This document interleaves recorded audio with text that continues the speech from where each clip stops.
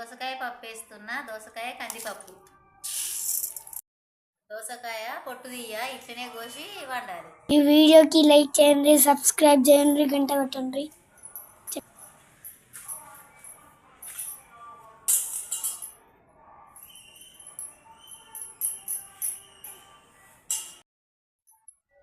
ఇత్తులు లేతగానే ఉన్నాయి, బాగా ముద్రలేవు. ఇట్లనే ఇత్తులతోని వేసుకోవాలి, మంచిగా ఉంటుంది పప్పు. బాగా చిన్నగా కొయ్యద్దు, బాగా దొడ్డుగా కొయ్యద్దు, ఇట్లా కొయ్యాలి. కందిపప్పు కడిగి పొయ్యి మీద పెట్టాలి. దేవుడే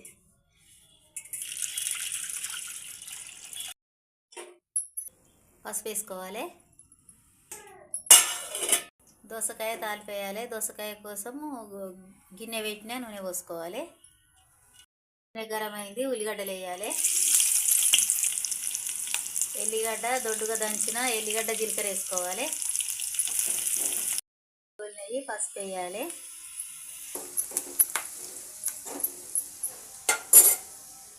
దోసకాయ ముక్కలు వేసుకోవాలి.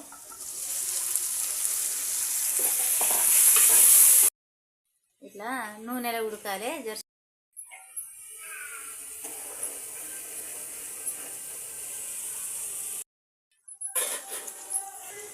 అల్లం ఎల్లిగడ్డ వేయాలి.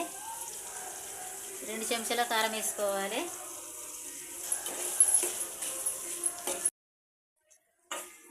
అయితే ఈ పప్పు వేరే ఉడకబెట్టాలి. దోసకాయ వేరే తాలింపు చేయాలి.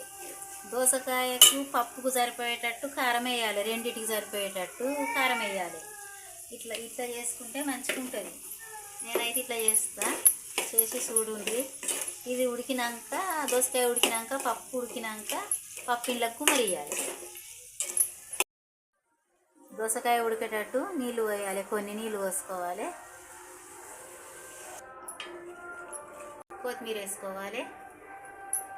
కొత్తిమీర ఇప్పుడు వేసుకుంటే అందులో ఉడికితే మంచిగా ఫ్లేవర్ అనేది మంచిగా వస్తుంది, కమ్మగా ఉంటుంది. దోసకాయకు తగ్గట్టు ఉప్పు వేసుకోవాలి. దోసకాయ పుల్లగా ఉంటుంది, కొంచెం వేసుకోవాలి.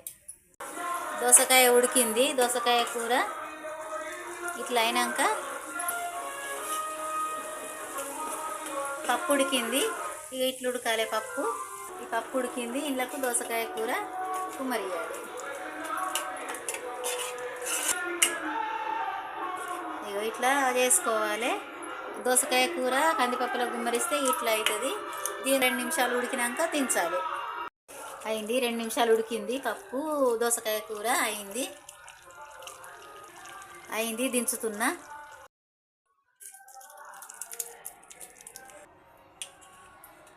దోసకాయ పప్పు రెడీ.